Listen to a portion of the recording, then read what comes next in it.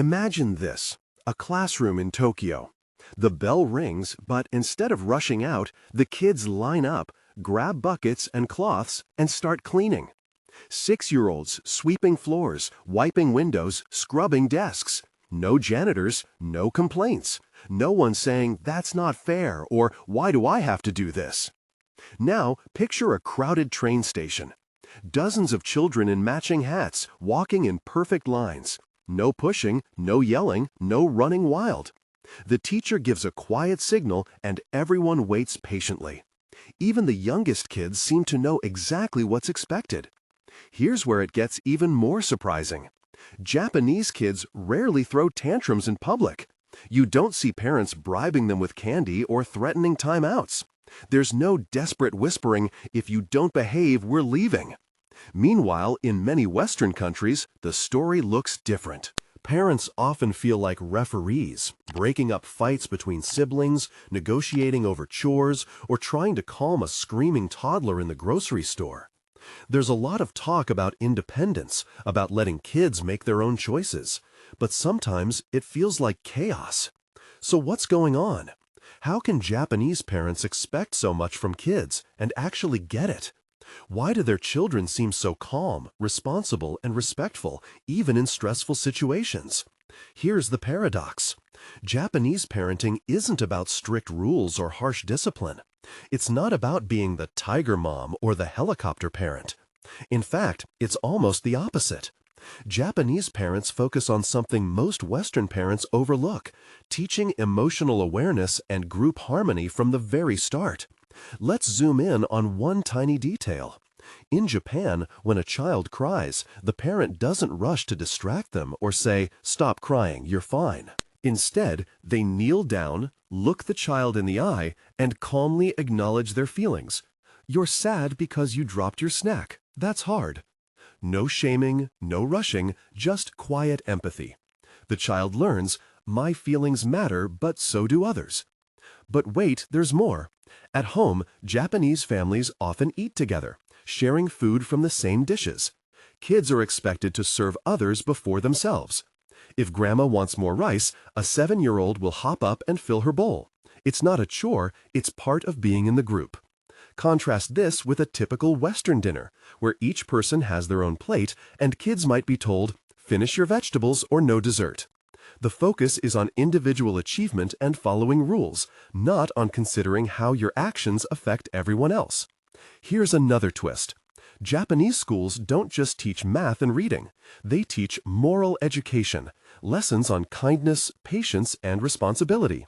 Instead of lectures, teachers use stories, role play, and real-life situations. For example, if a child forgets their homework, the class might discuss how it affects the group, not just the individual. The message is clear. Your choices matter to everyone. So what's the secret? Japanese parents and teachers create a world where children learn to notice others' needs, manage their emotions, and take responsibility, not because they're forced, but because it feels natural. There's less focus on punishment, more on gentle guidance and shared routines. Today, you're going to discover how these small daily habits shape kids who respect boundaries without constant reminders or threats, and how you can bring some of these ideas into your own family, no matter where you live. Curious? Hit subscribe so you don't miss what's next. The Japanese parenting secret is simpler and more powerful than you think. Let's step inside a Japanese kindergarten. It's morning, and a group of 5-year-olds are lining up to greet their teacher. Each child bows, softly saying, "Ohayo gozaimasu," good morning. No one forces them. There's no reward sticker. Yet every child does it, and the teacher quietly bows back. This isn't a special event. It happens every single day. Here's the twist. In Japan, manners aren't taught with punishments or gold stars. They're woven into daily life. Take lunchtime.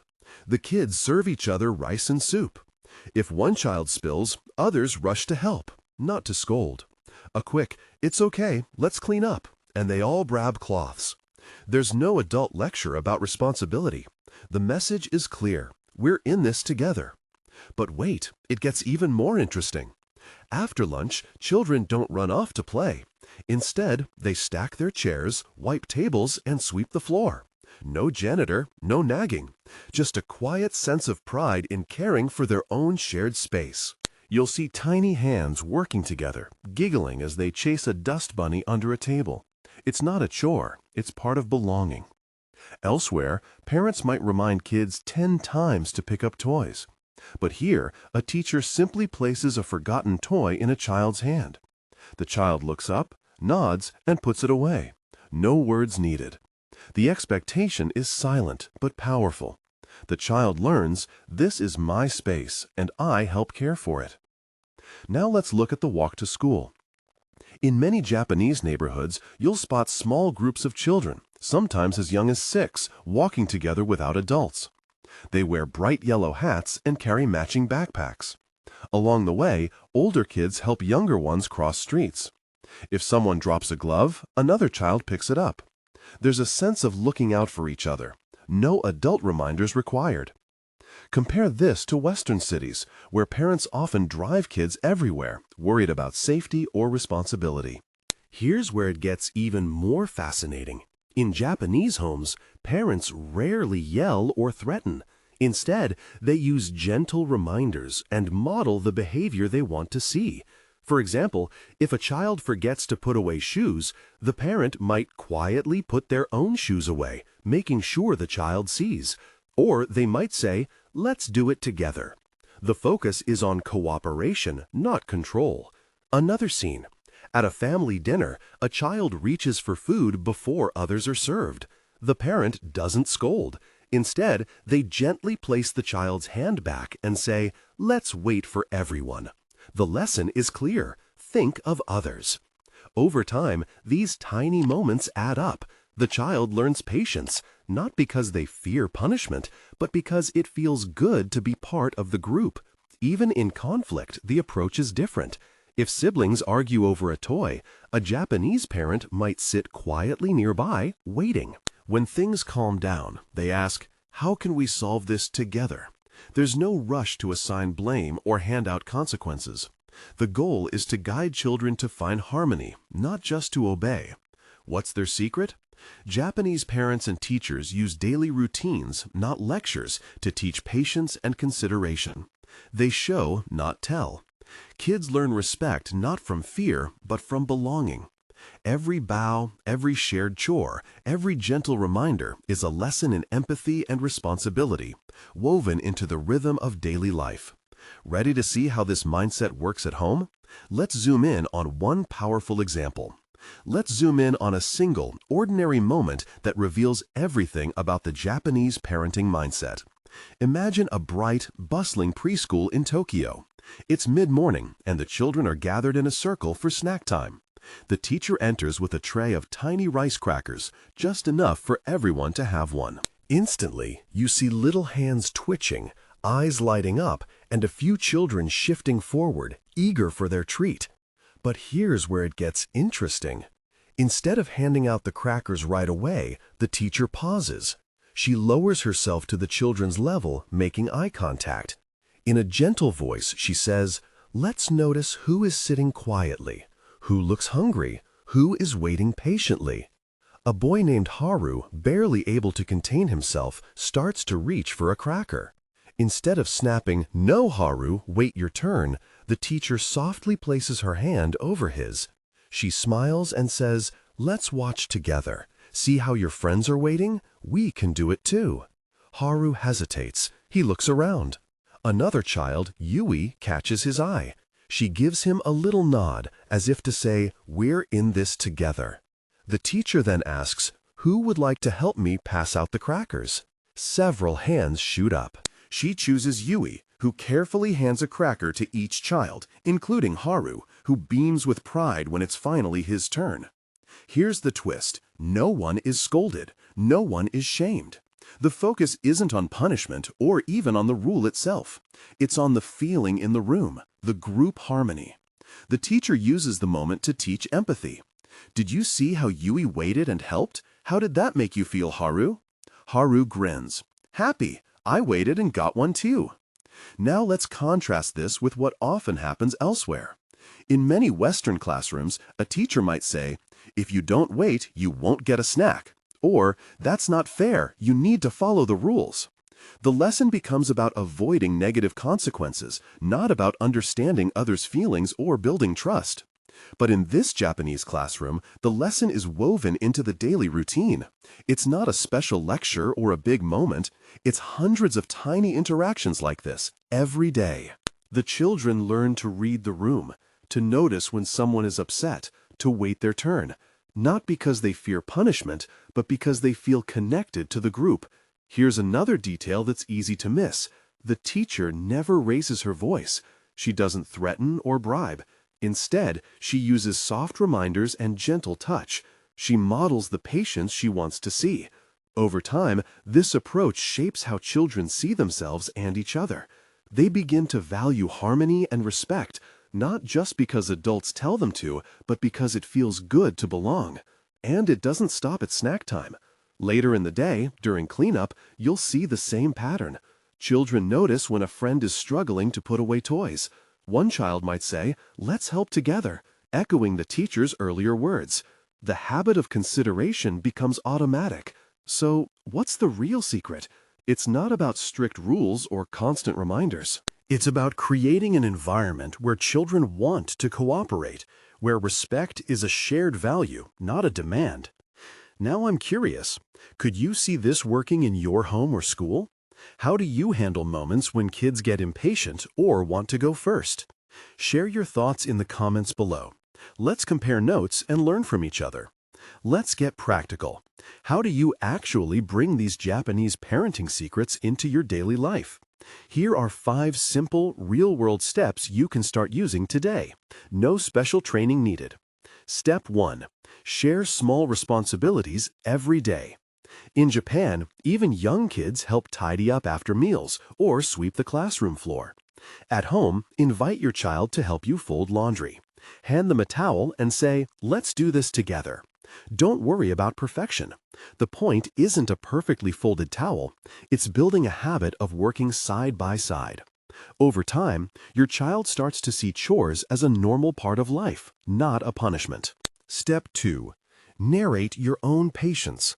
Next time you're stuck in traffic or waiting in a long line, say out loud, "I really want to get home, but I'll wait my turn." You're not making a big deal, just letting your child hear how you manage frustration. In Japan, adults often model calm waiting, even in crowded places. Kids learn by watching and hearing these moments. It's a quiet lesson, but it sticks. Step 3. Use gentle, group-focused reminders. Instead of barking, "Don't interrupt," try, "Let's make sure everyone gets a chance to talk." Or, if your child grabs a toy, say, "How can we make sure your friend gets a turn too?" This language shift puts the focus on the group, not just on rules. Japanese teachers do this constantly, using phrases like, "Let's help each other," or "Let's wait together." It's about harmony, not just obedience. Step 4. Create tiny rituals of respect. In many Japanese homes, kids greet adults with a bow or a simple "good morning." Try adding a small ritual at home, like saying thank you after a meal or pausing for a moment before starting a family activity. These rituals don't have to be formal. For example, before bedtime, you might say, "Thank you for today," and let your child respond in their own way. These moments build a sense of connection and respect day by day. Step 5. Celebrate effort, not just results. When your child tries to help, even if they spill water or make a mess, acknowledge the effort. Say, "I saw you trying hard to help with the dishes. Thank you." In Japan, parents often praise the process, not just the outcome. This encourages kids to keep trying, even when things don't go perfectly. Let's see these steps in action. Imagine this. It's Saturday morning. You're making pancakes. Instead of rushing, you invite your child to crack the eggs. They get shell in the bowl. Instead of correcting, you smile and say, "Let's pick out the shell together." Later, as you eat, you both say, "Thank you for breakfast." Or, picture this. At the park, your child wants to go first on the slide. You kneel down and say, "Let's see who else is waiting. We can take turns together." You wait with them, pointing out other kids. Soon, your child starts letting others go first sometimes, without being told. Try just one of these steps this week. Notice how your child reacts. Often, you'll see them start to copy you, offering help, waiting patiently, or thinking about others. These are small moments, but they add up quickly. Ready to put these ideas into action? Pick one step and let us know how it goes. Let's bring everything together. Japanese parenting isn't about being the strictest parent in the room or handing out endless rules. It's about weaving respect, patience, and responsibility into everyday life. Tiny moments repeated over and over until they become second nature. Instead of relying on punishments or rewards, Japanese parents focus on guiding their children through example and gentle reminders. It's a mindset shift, not a magic trick. Imagine this. You're at home and your child spills their juice. In many Western homes, the first reaction might be a quick scolding or a reminder about being careful. But in a Japanese household, the parent might calmly hand the child a towel and say, "Let's clean it up together." No anger, no shame, just a quiet expectation that everyone helps take care of the space. Over time, this simple act teaches responsibility and respect for shared environments. The child learns mistakes happen, but we fix them together. Or picture a group of kids at school. In Japan, after lunch, students line up to clean their classroom. There's no janitor waiting to do it for them. Each child has a role: wiping desks, sweeping floors, emptying trash. It's not a punishment, it's just part of the day. This daily routine builds a sense of community and pride. Kids see that their actions matter and that everyone's effort counts. Now, think about discipline. Instead of timeouts or threats, Japanese parents often use silence and gentle guidance. If a child is acting out, a parent might quietly move closer, make eye contact, and softly say, "Let's try that again." The focus is on connection, not control. This approach helps children pause, reflect, and adjust their behavior without feeling attacked or embarrassed. The real secret? Consistency. These moments happen every day, not just when things go wrong. Whether it's putting away shoes at the door, greeting elders with a bow, or sharing snacks with friends, Japanese parents use daily routines to reinforce values. Over time, children internalize these habits. They don't need constant reminders. They just know what's expected. You might be thinking, can I really do this at home? The answer is yes. You don't need to move to Japan or change your whole life. Start small. Pick one routine, maybe cleaning up after meals or greeting each other with kindness in the morning. Explain the new habit, model it yourself, and invite your child to join in. Make it a team effort. Celebrate progress, not perfection.